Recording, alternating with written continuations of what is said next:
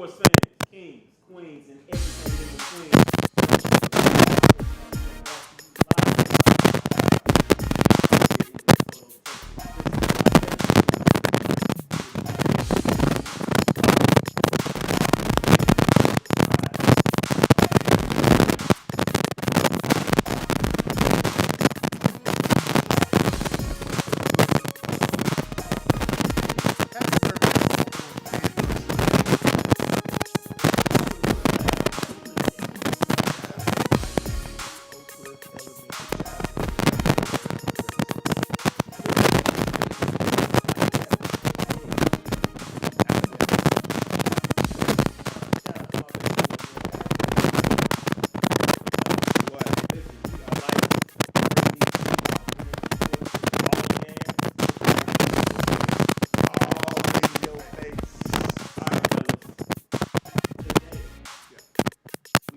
It didn't seem real maybe a month ago. Today, yeah, it was a great first game. Clean, and we know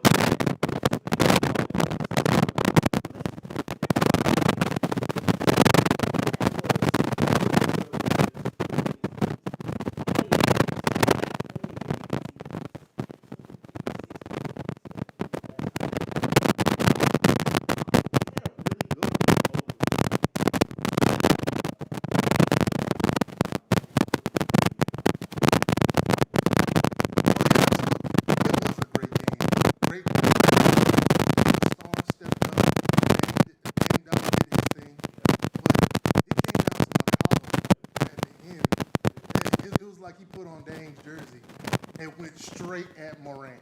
Right. I mean, it was like, I guess they were talking a little noise. He had to remind Morant, he's still a rookie in this league. So, man, it was great drama, great action. What we paid for a little bit. Yeah, great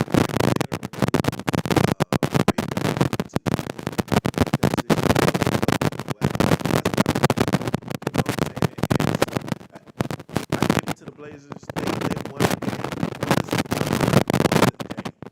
Because he's 8 assists, and I mean he just balled out as a rookie in that type of pressure. So I think great things to happen. I think he's definitely one of the catalysts in future of the NBA. I know you saw the game, but am I the only one that felt like that first quarter? The refs and the Blazers, they kind of like did something under the table to get them a good head start. you know they did get off to a fast start. They've been getting off to a fast start. These last 4 games, they've all been their fourth consecutive game is just continuing to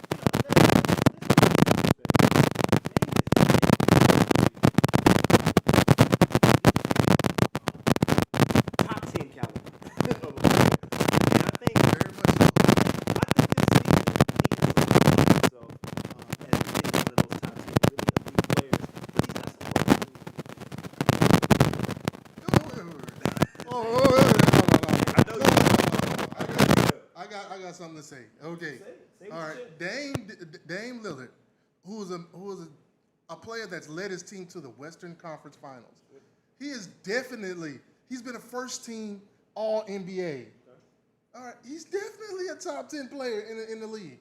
I mean, there's no question about it. Done nothing but hit big shots in the playoffs. Knocked out some dudes or buzzer beaters. You know, he talked about it. He talked about how he knocked out Patrick Beverly. Yeah, I still remember that. That still tastes bad. Okay, and he knocked out, Paul George and Westbrook last year. But big shots and big moments doesn't make you a top team. Okay. Because if that's the case, Robert Horry would be top 20 all time. No. Robert Horry's never been first team All NBA. I'm not saying. He's never been a leader of a team, and that's exactly what Dame is. Dame is he's the type of guy that's in the world of teaming up with guys and super teams. He's a breath of fresh air. He doesn't want to team up with dudes. He doesn't even want superstars to come team up with him. Right. He wants to win with his guys and win it organically. And I respect that. I mean, it might not. You It can might. respect it, but it ain't gonna happen. It may not, but I respect it. Dame is a great. I mean, he's a great example of a leader, a guy I would get behind and run through a brick wall for. Definitely. I mean, he's really easy to root for. I mean, this is a guy, to your point, BT. He's come into the Blazers. First opportunity that he had to extend, he did. He was really open about bringing Carmelo Anthony, and Melo is not, superstar status anymore by any stretch. But Dame, was very open about, wanting to bring Melo to the team, even going back to last season, when Melo was just kind of out there. And it looks like he's fitting in really well with what they're doing over there. I was wondering if we were going to get a McCollum sighting, man. I mean, this guy, he's been playing with a broken back. Makes me think of that Tyson quote from all those years ago. Been playing with a non-displaced fracture in his back. But, man, scores about half of his 29 in the fourth quarter, at his playing game. I mean, and him and Ja, I mean, they were going back, John, and I, you can read his lips. You hear him saying, like, man, this dude, he cannot guard me. He cannot guard me. And, I mean, Ja's a rookie, man. Let's give him a little credit for showing up in the big moments. He didn't have Jaren Jackson. Jonas Valanciunas also had a really good game. Mm-hmm. They were just missing, that other guy. And even with missing that guy, they still were able to take the distance, man. My hat's off. Yeah, I agree with you, Dave, man. McCollum, he reminds me of, he's the true Robin of the team, with Dame Batman. It's like when you watch your cartoons, right? You watch your cartoons and Batman you almost think he's going to save the day, but the antagonist captures him. And out of nowhere, here comes Robin. And he helps him out and cuts him open. And then Batman says, I am here. And so That's where I disagree a little bit. McCollum has been a little too inconsistent to be a true Robin. And that's what I'm saying. What Dame Lillard needs is a true Robin for him to push the team over. Like a perfect upgrade for McCollum would be Bradley Beal. Bradley Beal would be a perfect upgrade that would take the Blazers to the next level. Right. I think I don't disagree that it's an upgrade. One, I think Portland, I don't think they're trying to build their team, that way. And that would go directly against, kind of how Dame has been rolling, with his guys. I don't know if he would want to recruit Bradley, but if, I think he would welcome him if he got there. Considering that game with Memphis, there may have been another team that would have made that game just a tad bit spicier. If we got a jalapeno pepper and we want to put a little habanero in there. Yeah. The Phoenix Suns, who came in like gangbusters, going 8-0 in the bubble, it looked like they may have had a chance, to compete for this play-in game. But it just didn't work out, And BT, you said it. I think you said it back on the first or second show. You felt like they were going to be left at the altar in spite of how well they were playing. Yeah, exactly. I really like what I see out of your Phoenix Suns. Yeah, we're watching them grow up before our eyes. Booker, he's next. He might be next before a certain ball handler in Dallas, Texas. He might be next. Right, I'm telling you, Booker. Coach Booker, I really like Booker in his game. DeAndre Ayton. Over this offseason, I want to see him take his game to the next level. Yeah. I am really excited. I had a question on RDST. All right, what team has a brighter future, either Phoenix or New Orleans, because they both have 4 good young stars that are coming up, these teams. And I think they have a chance to beat the next generation that's going to drive this league. Yeah. Hey, let me ask you a question, BT. I don't want to put you on the spot, but I kind of agree with you on Ayton. But what do you think, considering all the players from previous years, what do you consider Ayton's ceiling to be? Give me a player example. Okay, all right. I'm not going to give you a ceiling. I'm going to give you a ceiling and a floor. Yeah, okay. I think his floor is probably Joakim Noah. Wow. And that's not good. Okay. And, that's not good at all. But I think his ceiling is somebody closer to like almost just a little bit below Joel Embiid. Okay. I can see that because he does have the offense. Yeah, he does. He's not going to be – he probably won't shoot threes like Embiid, but his scoring power will be similar to it if he fulfills his potential.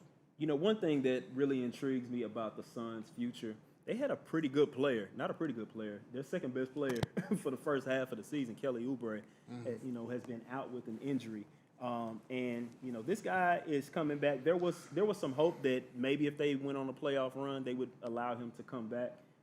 But they decided against it, and I think it was probably best for his long-term future. But between him, I mean, they had some younger players that really got to play a lot, and I think it may have sped up their curve of being able to compete. Miles Bridges was great at the three, filling in for Oubre. Cam Johnson was another guy, that came in. Both of these guys are 24 and under. Oubre's coming back. The Suns could do some damage, guys. There's going to be some good teams in the West that don't make the playoffs next year. Correct. And teams that are sinking fast the other way, like teams like Sacramento, they have a problem with Buddy Hield. He's not happy with coming off the bench. And I don't expect to see him next year. And if they lose a trade with him, I don't really see them recovering from that. Vlade Divac stepping down. Joe Dumars. Some say, hey, Joe Dumars, he brought a championship to Detroit. But Joe Dumars also drafted Darko Milicic over Melo. So, so that's 6 in one half and half a dozen in the other. Yeah. Take your pick. That's a good point. And then, we'll see what happens with San Antonio as they retool. First time that they missed the playoffs, I believe, in 22 years. Since, like, Teenage Mutant Ninja Turtles was on TV. Yeah, so it's going to be notable.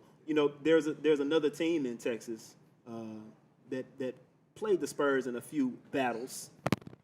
They're in the playoffs, and they're missing their Robin going into the playoffs, BT. Russell Westbrook is set to miss a few games as the Rockets get ready to start their playoff run tomorrow. How are we feeling down in H-Town? Don't perk up down there. I see you perking up over there. Don't perk up over there. Huh? All right. What a blow. Yeah, it is a blow. All right, the Rockets narrative, especially for scoring, has really been for the last 6 years. If Harden doesn't go for 35, we'll probably lose, especially in the playoffs. And that's where we are right now without Westbrook. And I think, to be honest, if we go let's say we go to first 6 games without Westbrook, I think we can split them. I really do. I think we can win 3 without him, and we'll lose 3 without him. And if we get him back for Game 7, I think Rockets will win. I think any game that Russell plays, the Rockets will win. Not to say that we'll sweep them, but I think that we'll be the better team if Russ is healthy and on the floor with the Rockets. BT, I'm proud of you. I'm proud of you because the old BT would not have analyzed that way. The old BT would have said, it doesn't matter. Harden go score 50 points and we'll go 4-1. But you starting to realize that Westbrook is a superstar. Absolutely. On your team. Yeah. So, and not only that, don't minimize his perimeter defense.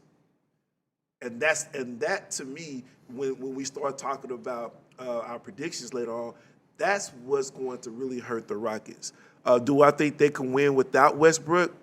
Maybe, but I doubt it, Dave. You know what? I think Russ being out, I mean, I'll keep it a buck with you, BT. Russ started to look like his old MVP self. He did. After you guys decided to go to the small ball approach. It looked unfathomable to figure out how you're going to stop this guy. Yeah. And then with the entire team playing at the pace that they were playing. I mean, you've noted before in conversations we've had in the past about the Rockets how they slowed their tempo down, prior to Westbrook coming. But that looked like something that jump-started you all's offense. We already know Harden is just, one of the most dominant scorers in the league. You can make an argument that he is the most dominant scorer in the league. And having Westbrook as his wingman, I mean, it makes you guys really, really tough to defend. But I don't know, man. I see a team that looks human again, even in the elite, 2 or 3 teams that were there. I think you guys would have a chance to take down one of the LA teams. But, man, without Westbrook, I don't know. And OKC is going to be more motivated than ever, led by CP3. You're right. They do have – Chris Paul does have a chip on his shoulder. Yeah. Because, the Rockets traded him in offseason. But this is my thing. You're right. Russ, he does bring a different element to the Rockets. Teams are now doubling Harden as soon as he crosses half court. Right. And that's when we have 4-on-3 basketball. He kicks it to Russ, who's automatically open, and Russ goes to work on whoever's in front of him, who is probably going to be one of not your top-notch defender because he's on Harden. Yeah. And then now you put Russ one-on-one against a weaker defender, he's going to eat him up 9 times out of 10. Right. And that is the ultimate game plan for us. So we're going to make teams have to adjust, and then once you adjust, that automatic adjustment is taking a double team off of Harden. And there's not a single player in the league that can stop Harden one-on-one. And so, therefore, Harden just needs a sliver, step back. You better hope he misses. Well, look, I know next week there'll be will. plenty of analysis of this Rockets game and this Mavs game that's coming on later tonight. And with that in mind, let's talk about who we think is going to survive. Let's go. Or dominate the first round, depending on how you look at it. I like dominate. I'm gonna do it this way, guys. I want you to tell me. I'm gonna just go through each series matchup. We're gonna start with the games today, then we'll do the games for tomorrow as well. Just tell me who's your winner for this series, and tell me what you are expecting them to do based on what they've carried in from the bubble play. So we saw Denver and Utah early today. We know how that game ended. Denver ended up winning in overtime. Murray had a great game. Donovan Mitchell had probably an even better game. He just didn't have enough. Who's your series winner out of Denver and Utah, BT? I like Denver, but I think it's going to be closer than what people think. Denver might win in 6, but it's not. They're going to be close games. Denver, I think of all the top teams, they're the ones that kind of lost their sauce a little bit. Sure. I really like Bol, but it doesn't look like they're going to use him a lot, and I really, I'm really waiting for Michael Porter Jr. to step up, but it's still the Murray and Jokic show, So basically, I really like. Denver doesn't really do it for me, but they'll get past. They'll survive in advance. Okay. Yeah, I agree. I have the Denver Nuggets winning, guys, and I actually like the Murray and Jokic combo. I think that's a duo that we're going to talk about more and more as the years go by in the NBA. Even though you got Mitchell, he had a great game, right, but I don't think it's going to be enough for Denver to win. And let's not forget, Conley was not in today. His son was recently born, so he's at home being a great dad. Maybe that game looks a little bit different if he's in. It's not. But I think Denver definitely has the edge there. Let's go quick. Nets and Raps. Clint, the game was a blowout today in the favor of the Raptors. What you think? Yeah, this is a game where you're waiting for the next series. Right. I can't really think of a reason why Raptors can lose, and I don't really think of a reason why Nets can win. Okay. Karis LeVert as your number one scorer is not going to get you out of the first round. Yeah. I like him though. Yeah. I like him. He's good, but he's a Robin. He made Portland earn it, but today 15 points is not going to do it. 76ers and Celtics. BT, this is a really interesting matchup. At least it looked that way. Mm-hmm. What are you feeling today? I feel like Boston. I feel like Boston is going to win this in 6. I really look forward to see if Tatum is ready to take that next level and become one of the elite. That he's knocking on the door of that top 10. But he needs to get to the Eastern Conference Finals again. But I think as the clear-cut leader of that team to be considered in the top 10. Yeah, I think that's the Celtics is going to win in 6.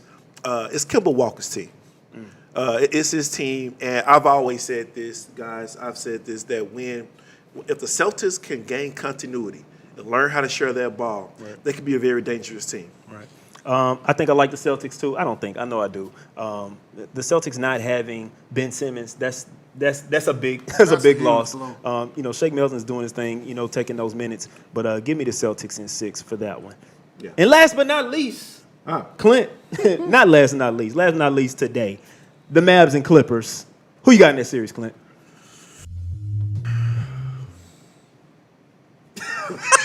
Come on, man. Okay. I got the Clips. All right. Losing a close one is 7.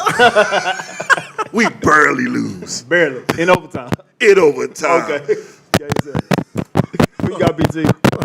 I got the Clippers. Yeah. Yeah, it's pretty safe to say I got the Clippers. Right. But I think, to be honest, I think the Mavs are going to shoot 47, 48% behind the three-point line, 2 of those games, and knock out 2 of those wins. And y'all go down to 6. The Mavs will win again. Yeah, I've been saying the Clippers are the best team on paper in the West for a while now, and I'm not going away from that.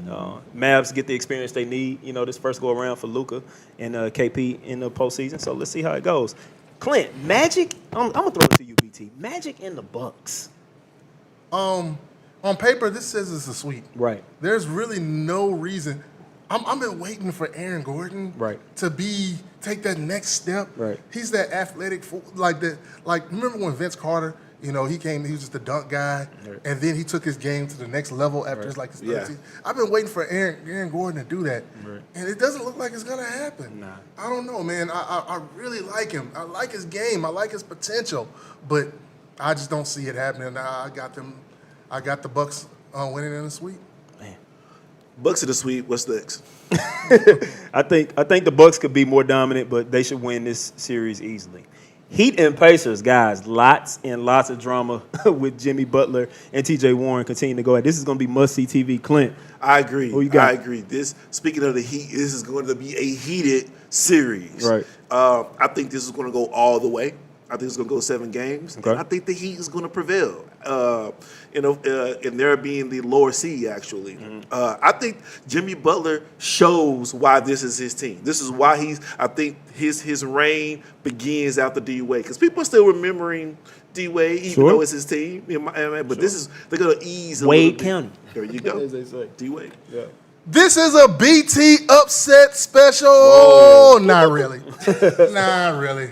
5-4. Right. I mean, it's a coin flip. Right. And I'm going to say Miami Heat would definitely win this series. I think they're going to win it in 6, actually. Yeah. Oh, really? Yeah. I don't think the Pacers will have a chance unless T.J. Warren can, revert back to this form that he was playing as, prior to that first No, that Heat matchup. it's a pumpkin now. You think it's gone? Yeah, Cinderella. Yeah, Cinderella. Yeah. All right. Sorry, TJ. All right.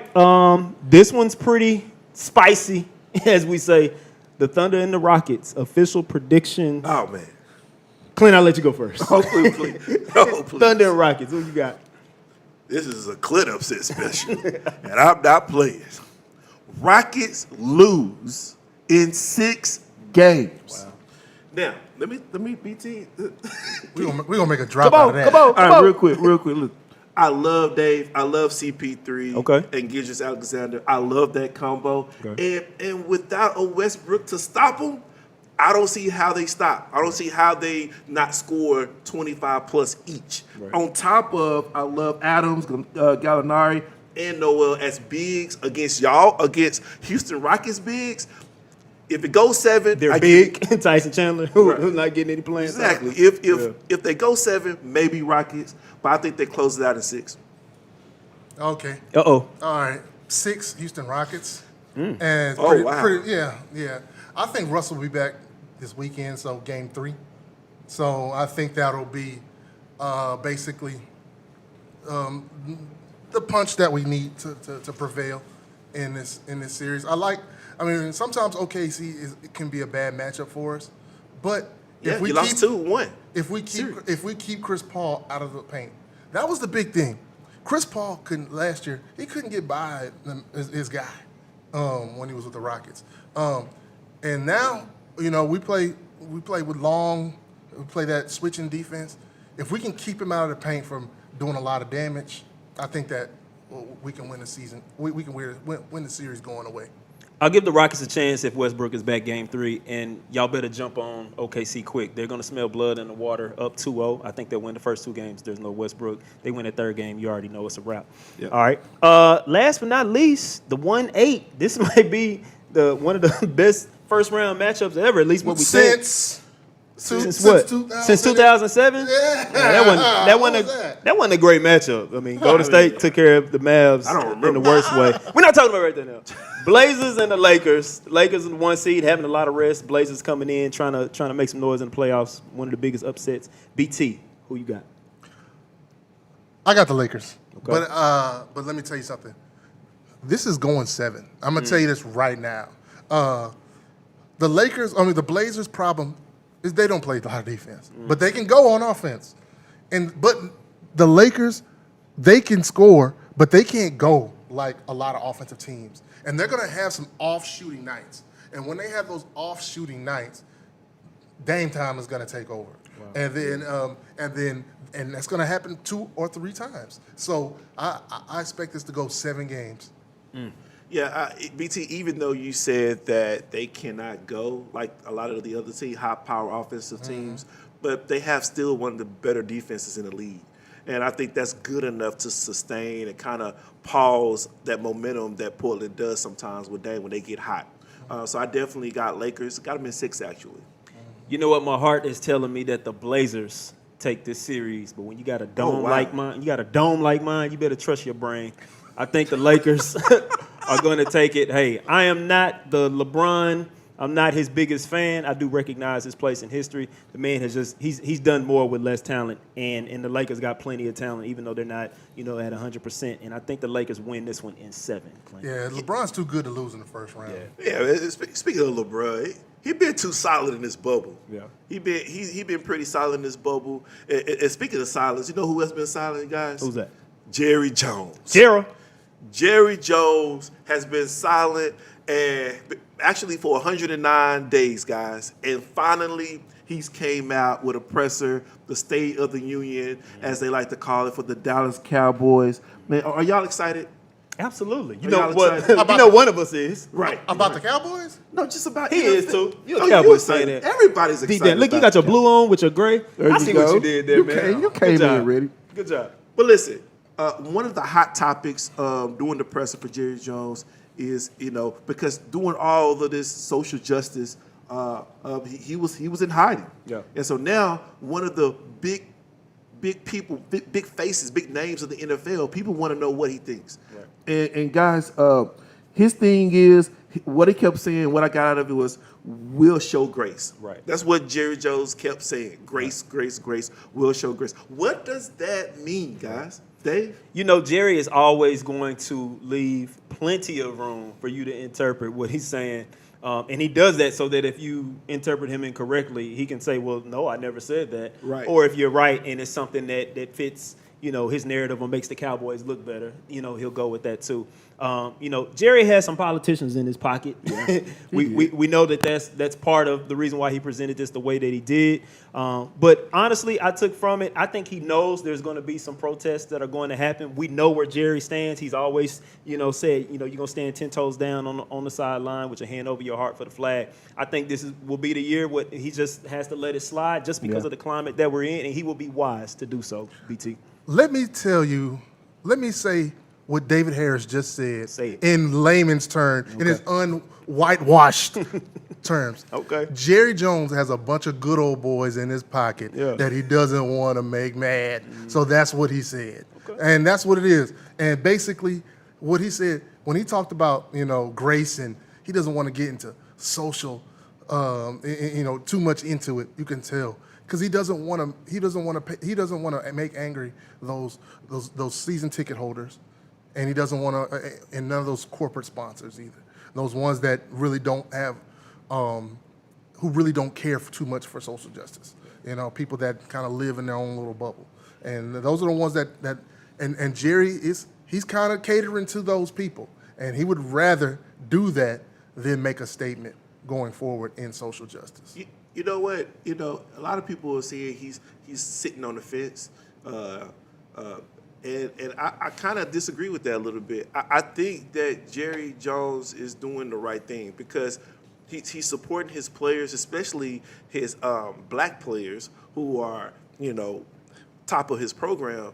Because guys, listen, in 2017, if you remember, he made them stand for the national anthem. Mm-hmm. You know what I'm saying? And that was a big thing. Yeah. And so he could have went that route, but he chose not to. Again, maybe he didn't want to trouble the waters, but at the same time, I feel like that's a step in the right direction with Jerry Jones looking out for his players. Let's not forget about in 2017 that dog and pony show they went out when they all went out there and did that little knee tap and then got back up. Right. That was insulting.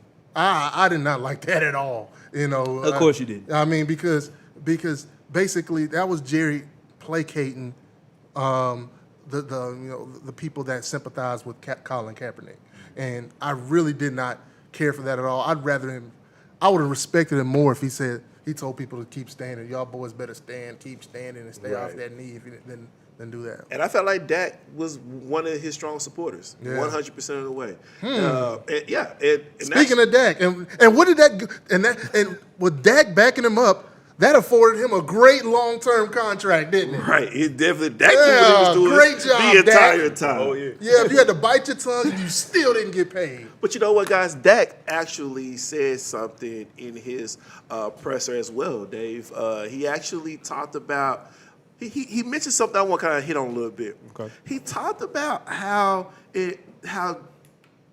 Jason Garrett last year. You know, I thought Dak had Garrett's back, but it turns out what he actually said was that, hey, we wasn't as smart as we needed to be. Right. That's what Dak said about Jason Garrett. And Jason Garrett wasn't there to defend himself, but wow, those are strong words. What you think? Dak is looking the part on several fronts. He's looking the part as the face of the franchise. He's looking the part speaking out on social injustice, like we talked about last week, and he's supporting the current coaching staff that's there. And oh, by the way, let me give Red J a kick in the butt, you know, with a half comment or reference to him. I think this is going to be a really interesting start, for this team and the coaching staff that's with them. But, man, I love Dak's position on this. I love that he went ahead and took that jab, to his former coach who's in New York now, who's also now your rival. So, I'm with that 100%. Wow, Dak the leader. Yeah. Yeah, I mean. He had no problem being a leader. I like it. I mean, come on, man. He's going to take a shot at Red J on his way out the door. It is fine. I mean, that's fine. If he says that, did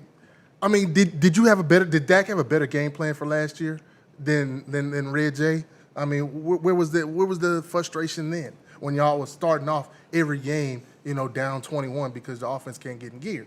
I didn't hear about them not being that smart then. Why are we hearing about that now, Dak? I mean, come on. I mean, if you're gonna be a leader and you're gonna step up and you're gonna speak your mind now, I mean, you got to say it, to the people that you're holding accountable to currently. So yeah, I definitely got feelings about him being on field, but off the field, a job, Dak. but listen, let's move on because speaking of Dak, who is the head of the Dallas Cowboys, is a great leader. Right. Man, guys, Dallas takes a huge blow in losing D-line Gerald McCoy. But guys, how big of a blow is that? You know what? I think you had some great depth on the D-line, and BT's going to be a hater, so that's fine.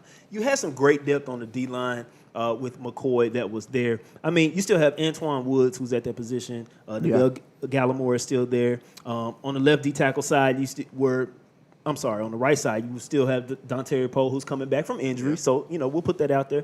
Same thing with Tristan Hill, and you got Justin Hamilton coming just as well. I mean, there are some guys, that you can plug and play on that D-line in the interior, And McCoy, he would have been your best piece there. He came back to Carolina last year, had a great season, didn't look like he lost a step, looked like it would have been a great fit with Dallas this year. Yeah. And it's a big blow, but I just think your depth went from great to good.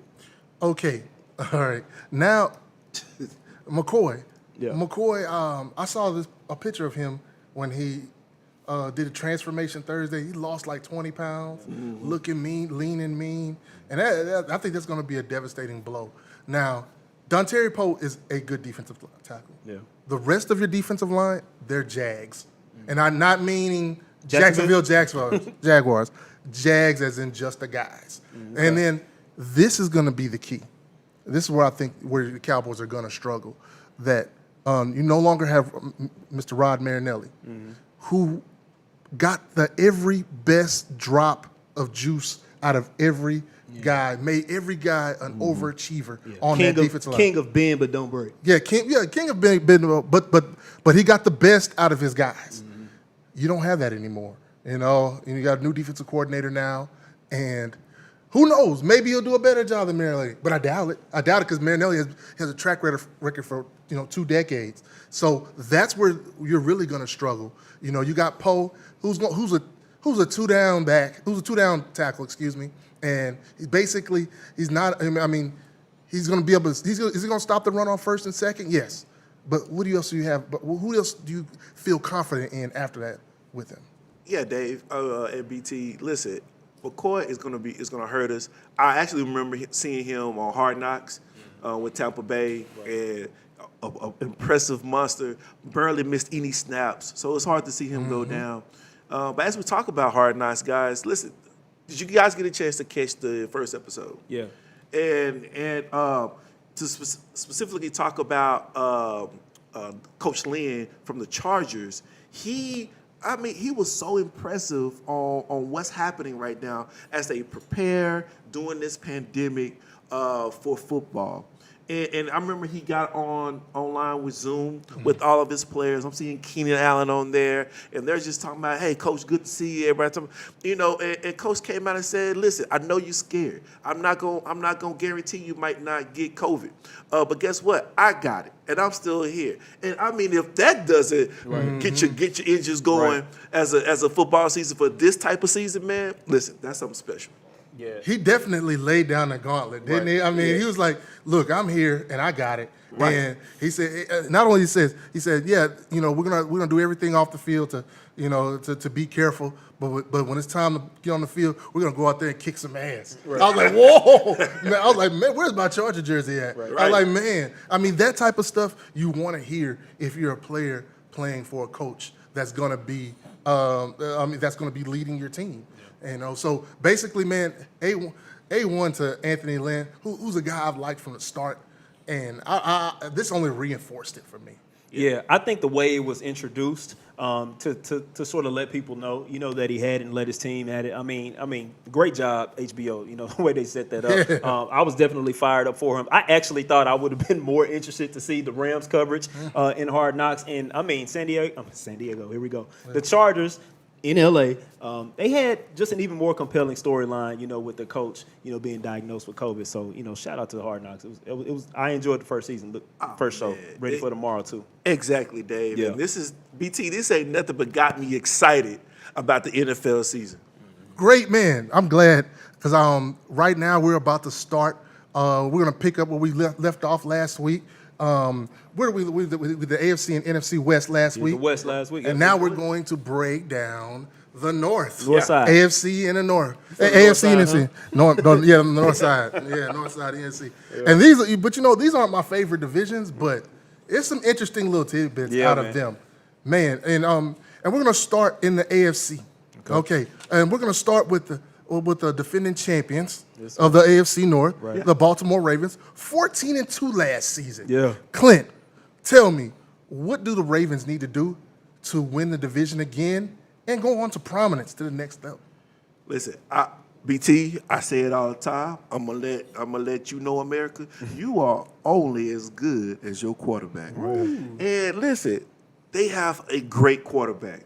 And I think that they're poised to go another, maybe not 14-2, but I feel like they're going to go 12-4, somewhere around there, because now they got a little bit more film on Lamar Jackson in the offense.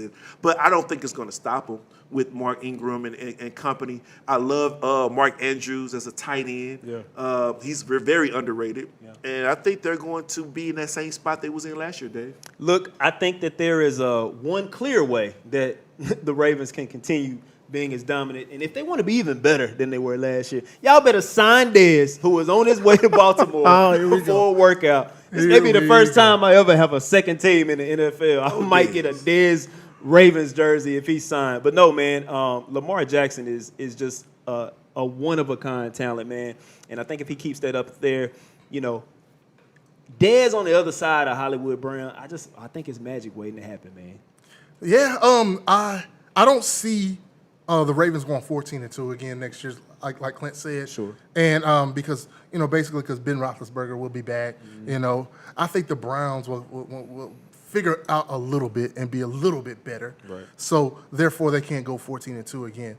But and here's my thing. It's not a very popular opinion.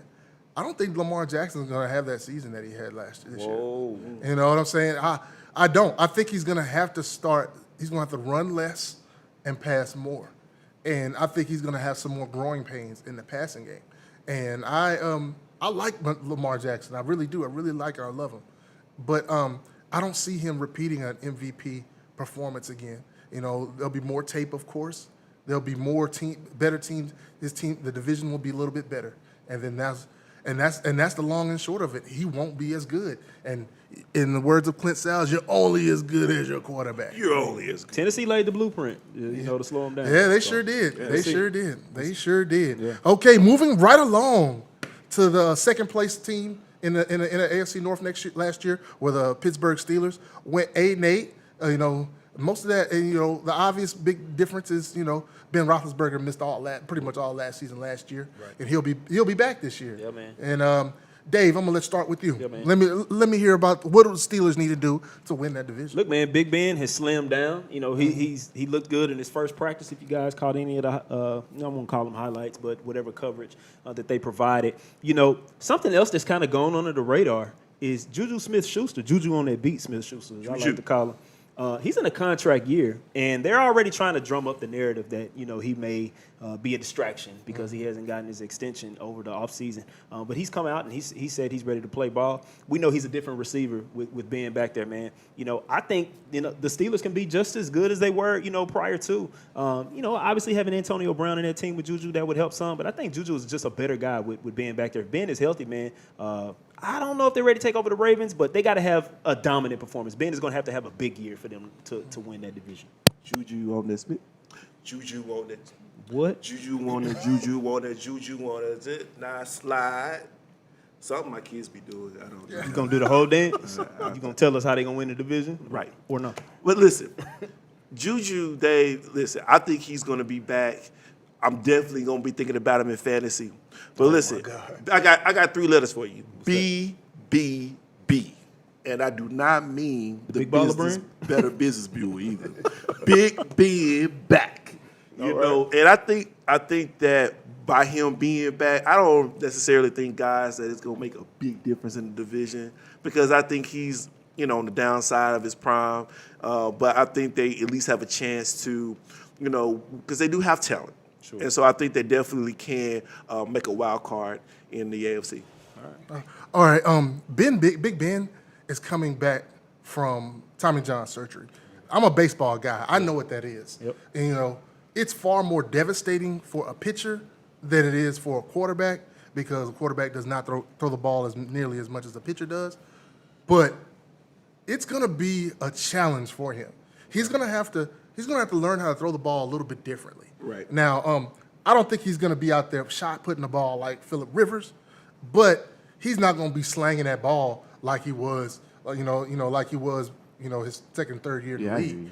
And I think Pittsburgh might struggle out the gate with that. So it might take until like halfway through the season to really, really get going. And the sooner is he gets back on track, the better chance they have of getting a wild card. Because I don't see them beating the. I think the Ravens are probably the second most talented team in the league. Wow. Behind Kansas City. So I think that they're really bucking for a wild card spot. And maybe they can grind out 10 wins, 9 or 10 wins, and get that wild card spot. All right, moving right along. All right.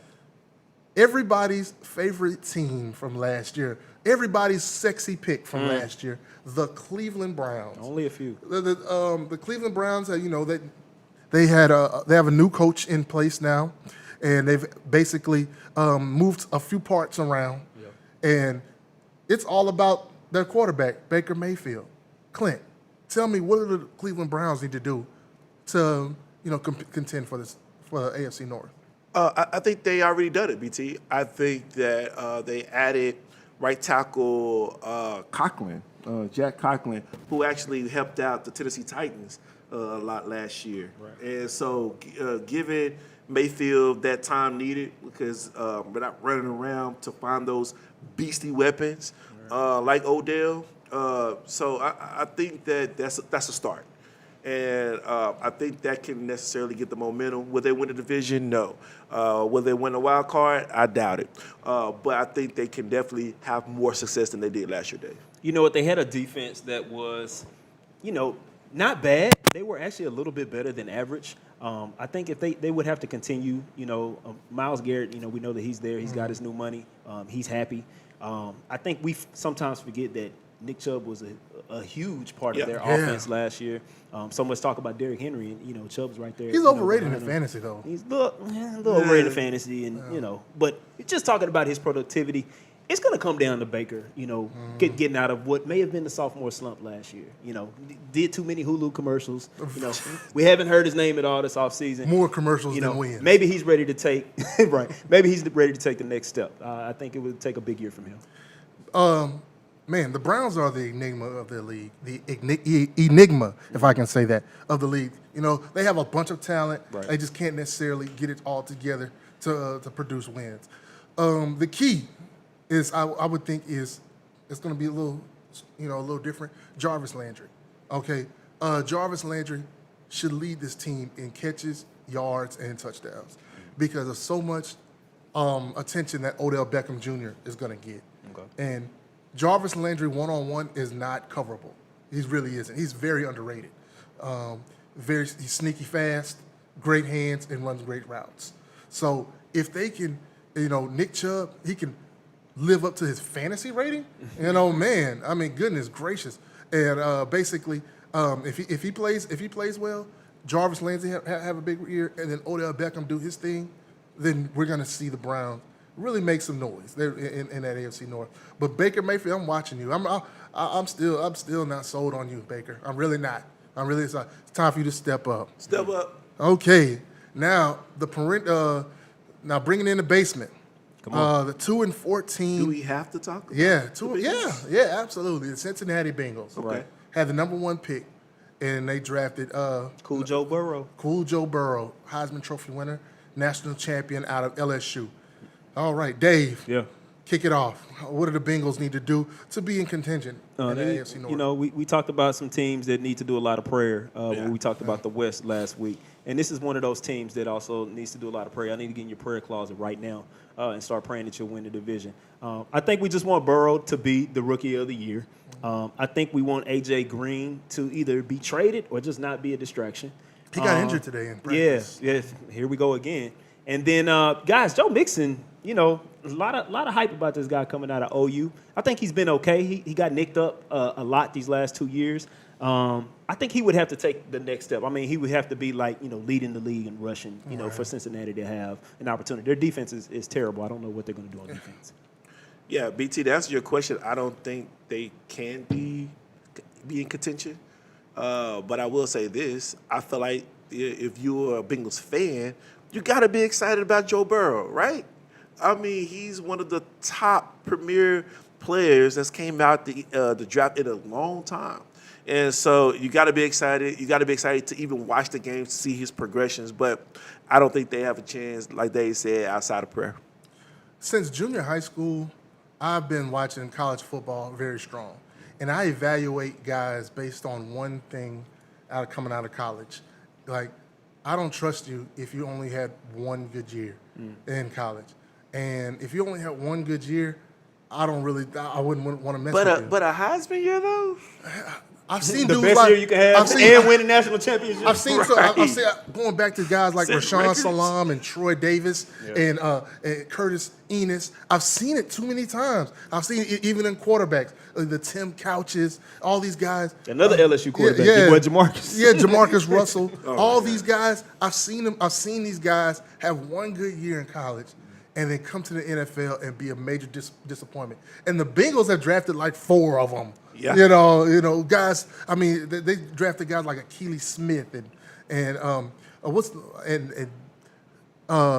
man, I could go days and days without it. But Joe Burrow, he had a great year. He had a monster year, 60 touchdowns. Best year you can have. Yeah, I mean, goodness. He had a historic year. NCAA, EA Sports type year. Yeah, man. But I'm not sold on him for some reason. He just doesn't do it for me. AJ Green, who went down in practice today, I mean, he's gonna have some weapons. He has some things to work with. But man, I really don't see them winning more than 4 games this year. I really don't. And And I'm really being generous. Right. I'm really being generous. Well, that wraps up the AFC North. Let's flip on to the senior circuit, to the NFC. The senior circuit. All right. Green Bay Packers, last year's division champion, NFC NFC championship game last year, and they went 13-3. Yeah. Clint, Aaron Rodgers, he has a lot to prove this year. Aaron Rodgers gets a bad rap for not winning more than he has. What do the Packers need to do to get back to prominence? Well, I think the Packers are right where they need to be. I think they can definitely win.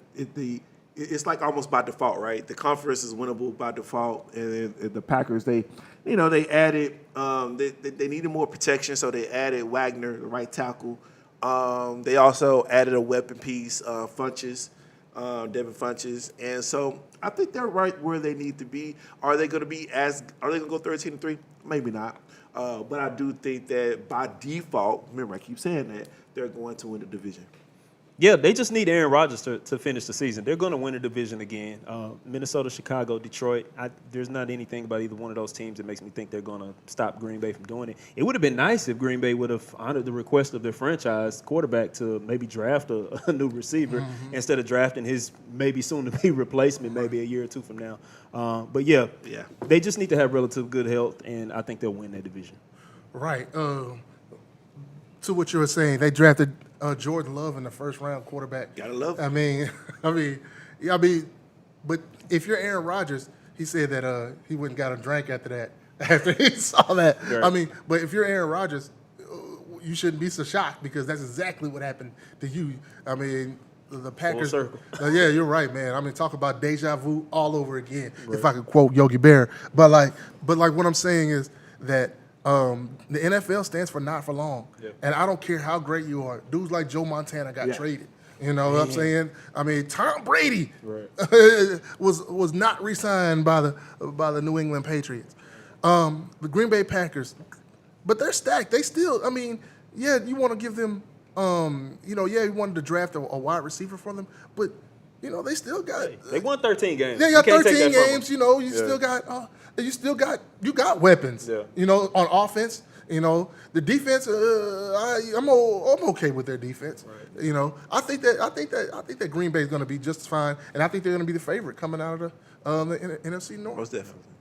All right. The Vikings. Let's move along to the Vikings. They went 10-6 last year.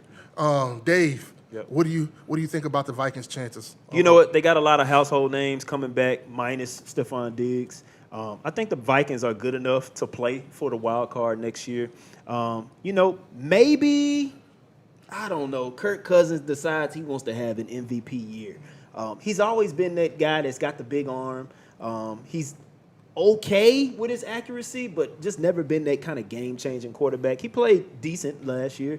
I think he would have to have, like, one of his best years, ever. Mm-hmm. And it would have to be above and beyond anything he's ever done before for them to have a chance. Yeah, I think they lost quite a bit, actually, I think. Mm-hmm. You said Diggs. Diggs was 32% of Kirk Cousins' passing. Mm-hmm. And so that's a huge chunk. So where that's going to come from, I'm not too sure. They also lost on the defensive side, Xavier Rhodes and Everson. Yep. And so those are two big pieces, too, that was starting a lot of games. And so I think they take a hit. But like I said, one bright spot is Dalvin Cook. He came out last year blazing. Sure. And I think this year he continues, PT. I think the biggest significant change on them is instituting Gary Kubiak as their offensive coordinator. Man, Gary Kubiak, he's already implemented that stretch, that zone blocking scheme, and let me tell y'all something. Fantasy Nugget, top 5, Dalvin Cook. You remember Arian Foster? You're about to see that all over again. Yes. And so he'll outdo last year's production. I think I'm pretty sure he will. Okay. I'm almost guaranteed he will. Okay, he's going to outdo what he did last year. Now, Gary Kubiak, and he's going to script those first 30 plays. Right. They're going to jump out 14 points on the board every week. Now, second half, I can't guarantee you after it's time to make adjustments because Gary Kubiak ain't good at adjustments. Right. But maybe he's gotten better since then. But they're gonna have to have an awesome year. I don't even think I think they need to rein Kirk Cousins in a little bit. Right. He still has guys there. He's lost Diggs, but running that ball is gonna be running to old school smash mouth and running it down their throats. I think that's the way that the Vikings can prevail in this division. Right. All right, moving right on. The Chicago Bears. Wow, they made a couple of changes. The Bears. They were 8-8 last year. Yeah. Khalil Mack is still there, the man. I don't know for how long, but he's still there. Yeah. Clint, talk to me. What do the Bears need to do? Khalil Mack cannot win it by himself. And it seems like every time there's a highlight about the Bears, it's about Khalil Mack. Yeah. I thought there was other 21 people on the team as well. He's that good. Defense. He's that good. And so I think that they have to step up. 8-8 is not bad. I think they just kind of settle right there this year again. Dave, along with that 8-8. I'm sorry, man. The defense can get you to 8 games. Their defense has been more than solid. You have Khalil Mack who's leading the defense. Definitely. They've been more than solid. They don't even. I mean, we can't even get the guy who they brought in to play quarterback this year, Nick Foles, because of the pandemic. He can't even be the starter right now. It's still looking like it's going to be the Mitch Trubisky. So I don't see Chicago doing. I don't see them doing anything. With that team this year. I think Foles, having a full offseason, maybe they would have had a chance. Maybe the offense would have been a little more explosive. Tariq Cohen took a step back last year. I don't believe in the Bears, man. They may not even go 8-8 this year. I'm sorry. I think the Bears sealed their fate in the 2017 draft. When they traded up in front of San Francisco to get Mitch Trubisky over Patrick Mahomes and Deshaun Watson. Stings. That's gonna be some. I'm telling you, that's gonna be some Sam Bowie over over Michael Jordan and it's going to go down in history as one of the worst moves of all time. Wow. I am not sold on Mitch Trubisky. I never was because he only had one good year, but B, he was never nothing special in college at all. And the Bears, yeah, you're right. If their defense eventually, a great defense can be good for a year or two. And then teams start to figure out the chinks in your armor, and then that dam eventually breaks. Yeah, sure. So that offense has to pick them up, and I don't see it with Mitch Trubisky at all. All right, last one. Probably one of the more disappointing teams in the league last year, the Detroit Lions. Right. And I thought this was going to be the year that we're going to replace Matthew Stafford, but it looks like they're bringing the band back again. Yep. They went 3-12 last year. And Dave, talk to me about the Lions. Well, the definition of insanity is expecting, a different outcome when you're doing something the same thing over and over. We would all be insane to think that Detroit is going to be any different. Their locker room has always been split on their own head coach. How about just being able to support your head coach and believing in his message? I haven't seen anything that suggests that they're going to do that.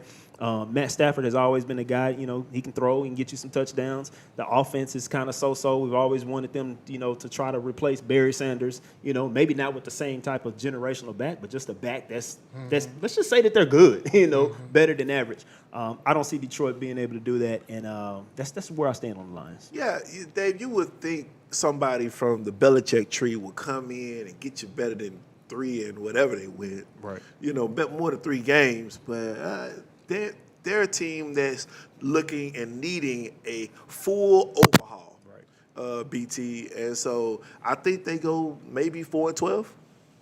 4-12, yeah. Hey man, Matt Patricia. I thought he would at least get the defense right. You know what I'm saying? And he's come in and he's made like 0. He's going backwards. Right. I understand the injury situation that they had, but still, there's not a bright spot about these Detroit Lions. Unless something, really, really, out of the ordinary. Matthew Stafford just starts, throwing darts, and he stops throwing interceptions at the wrong time. Right.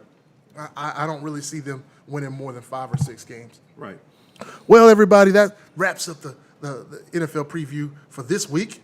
Next week, we're going to preview, I believe, the South, right? South side. The South. Yeah. Oh, boy, I can't wait for that. Yeah, you I'll and be me. ready. Yeah, you and me both. I have a huge stop sign for you. You better eat your Wheaties on Sunday night. You come in on Sunday, on Monday, BT. It's gonna be, it'll be interesting. Listen, we're gonna pivot after we come back from the break, guys. There's a lot of chatter going on in RDST. BT, I know you're going to let us know what's trending in there right now. Those of you who are watching right now, we appreciate you. Make sure you start a watch party with the stream that you see on the screen. You feel something that you want to add to the show, hey, we're monitoring the chat. You put a comment in there that we think is worthy of bringing on, we will discuss it. When we come back from the break, again, trending in RDST. Y'all hang with us 4 minutes. We'll be right back. Stay tuned.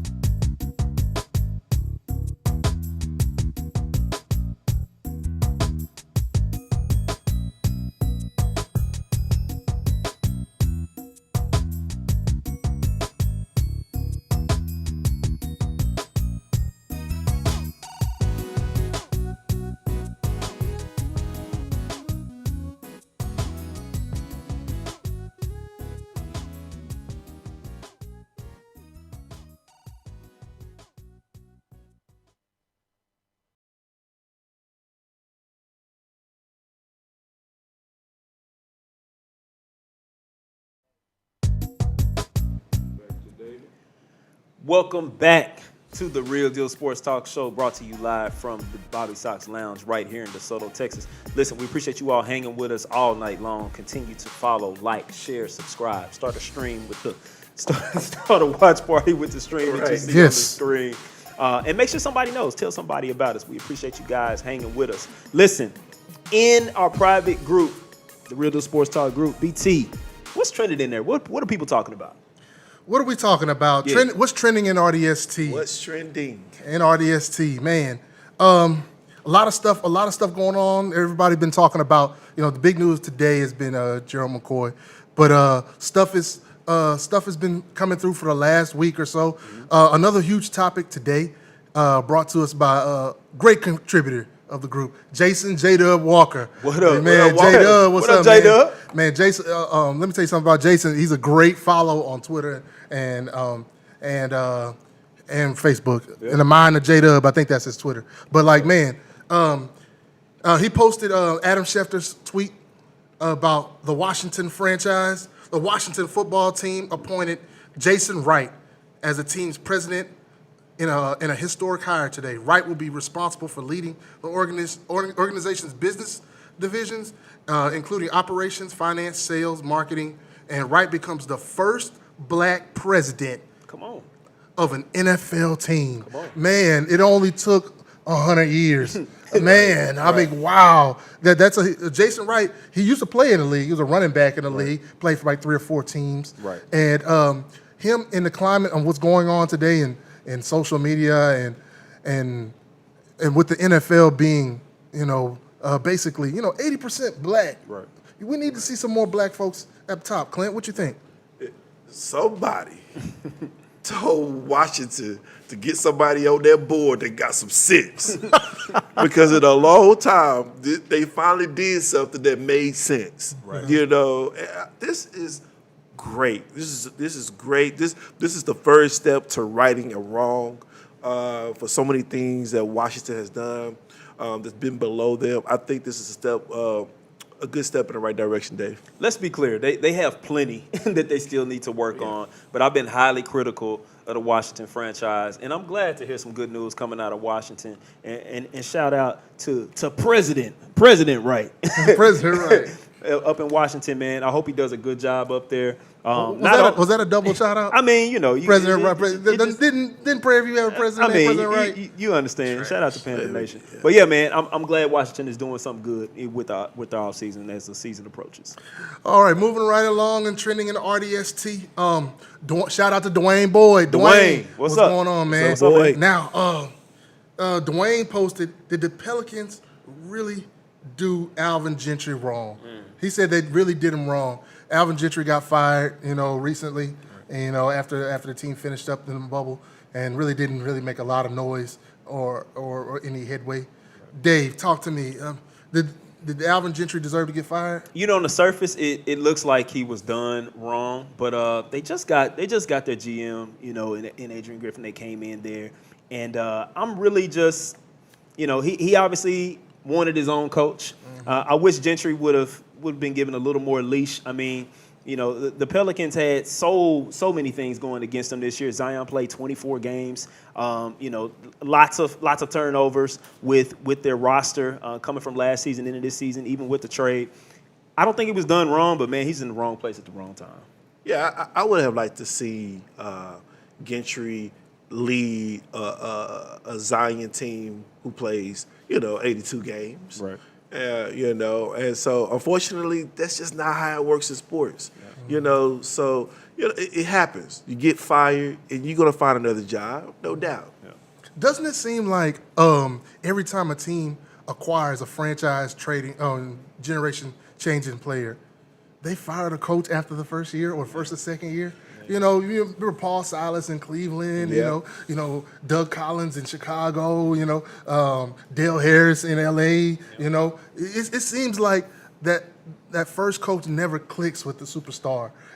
Even the Rockets, when they had Hakeem Olajuwon, they got rid of Bill Fitch. But it seems like they go on to prominence with another coach. And it's always a lot of those teams that have GM changes too. Right, right. And sometimes those things are married. So yeah, that's a great point you brought up. I agree.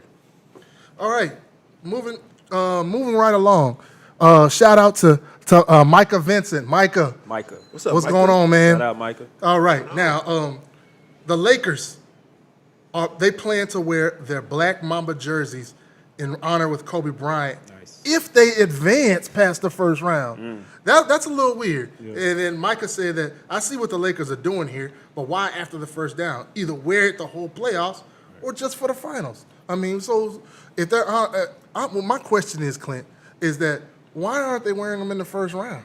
The only thing I can possibly think of is that would just be a disrespect to the mama to lose in the first round. With the Mamba jersey? Good point. I mean, That's not a bad point. if you're losing in the first round, you don't deserve to wear the mama jersey. I think you make the good point, Clint. I don't think I can make a better one. You know, I think any tribute to Kobe is a good tribute. I mean, we're talking about a generational player. We're talking about one of the greatest shooting guards that ever played the game, one of the greatest players that ever played the game. But Clint, I mean, the light bulb kind of went off in my head, man. Yeah. You lose that series and you're tied to that forever. I mean, that'd be a huge LeBron, that'd be a huge LeBron and AD, Right. and you lose in the letdown. first round to a bubble play-in Man, team. you know what that reminds me of? Have you seen Kobe on Jimmy Kimmel when the Lakers were he was injured and the Lakers were out there, they had won a game and they were going crazy and then just styling in front of the cameras and all that, and then Jimmy Kimmel asked Kobe, so would that go on if you were there? And Kobe just gave him Right. the look, the Kobe look. And if they lost in the first round with the Mamba jerseys on, Kobe be looking down from heaven with the look. Right. Well, that's pretty much it. Well, that's going to wrap it up for what's trending in RDST. Good stuff. Good stuff. Everybody that contributed to that.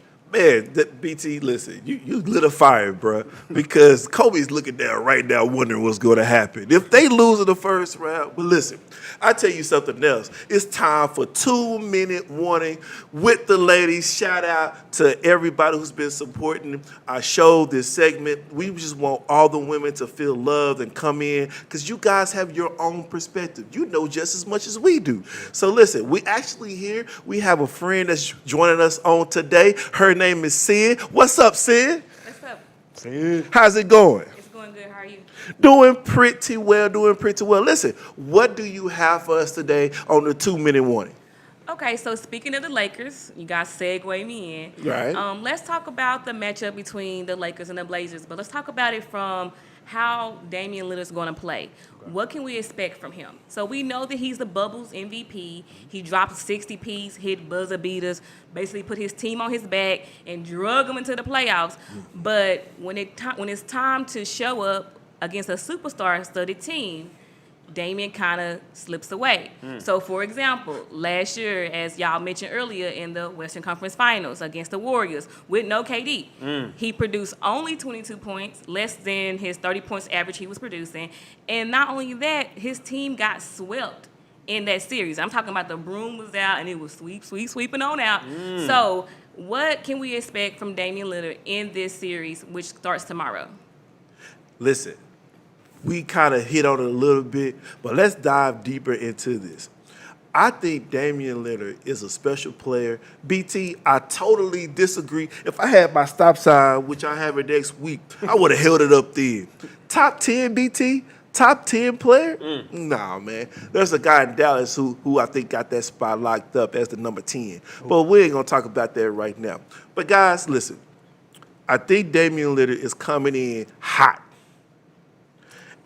But just like a couple of years ago when teams running into the Golden State Warriors, he might be running into a buzzsaw. Dave, what you think? You know what? It's one of those things that's not really talked about anymore, how he performed in the Western Conference Finals last year with no KD. Like that's what really kind of makes it the worst. Yeah. I mean, you know, they had, you know, their biggest goon, you know, out. And it just wasn't much of a series at all. I mean, it's forgettable. You know, seeing bringing it up today is just something that's really remarkable, that this is on this man's resume. But he's got to make it right. And I hate he has to go against the 1 seed, you know, and really have the toughest task in taking them down, you know, to kind of propel, you know, his status. But I don't know, Dame. You might have to show up in this one, you know, for people to really put you in that elite tier, BT, and him to stay there without argument. Who on the perimeter on the Lakers is going to slow down Dame Lillard? For the Lakers, that's the question. Well, last week, Rondo says he's back. Rondo's back? Yeah. He's definitely not going to slow y'all down. Game to- stopper. Y'all told me last year.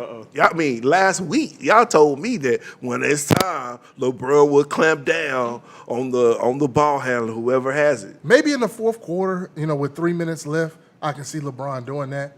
But with 3 minutes left, Dame might have 45 points. That's true. You see what I'm saying? So that's going to be the key. If the Lakers have someone that can stop him, who has the lateral foot speed to stick with Dame, and who can stick back. I mean, he hits 30-foot step backs. I mean, Right. come on. I mean, we're going to see. Yeah. And BT, listen, we all gave our predictions on the Lakers-Blazers series. Some of us having it going all the way to 7. Some of us going to 6. Sin, tell us what your prediction is for this Blazers-LA series. So I'm going to say that it's going to be a sweep. I mean, LeBron has the legacy, that pressure. He said he putting the team on his back. He gonna carry him out, and I don't think he want to waste no time. I think I seen him eating a sandwich the other day on the bench during the game, right? Because he said he was hungry and it was boring. So, Sin, I think I need to ask you this: where are you on the LeBron spectrum? Is this I'm the on GOAT? that. Is this the GOAT, or is you on just that. got a lot of respect for him? I mean, I have a lot of respect for him. I value what he brings to the game, but I think that his bond with Kobe has put his game to another level, and this bubble has taken it to another level. Okay, watch it. And I'm just wondering, I'm just curious to see if he's going to show up the way we know he's going to show up, and I think they're going to sweep the Blazers. I was starting to like you at first, but don't go too far With the LeBron love. with the LeBron love. I said respect. It's a mutual respect. I agree, Dave. All right, listen, Sin, that's a great take, and really gave us something to think about in this series that everybody will have their eyes on right after they watch the Mavs at 8 o'clock tonight. Listen, we appreciate you guys tuning in with us for another episode of the Real Deal Sports Talk Show. Listen, next week we got a special guest coming in, some partners of ours. They interviewed us a few weeks ago right before we started our show. We'll have the Vision Lab podcast coming in. They'll sit in with us on the segment. So make sure you're following the Vision Lab podcast. They'll be coming in with us next week. And hopefully Brent is back from his leg replacement surgery. We don't need He him. need a whole nother We leg. don't need him. Brent, wherever you are right, man, we just hope that you're recovering, and make sure you use that ointment to take care of that condition we was talking about. Exactly. Listen, we'll see y'all next week. The Real Deal Sports Talk Show at RDST Show on Facebook. You can search the Real Deal Sports Talk Show on YouTube. We'll see you next week, 6 p.m. Central Standard Time. Guys, y'all know how it is. All gas, no brakes, no fakes. All in your face. Peace.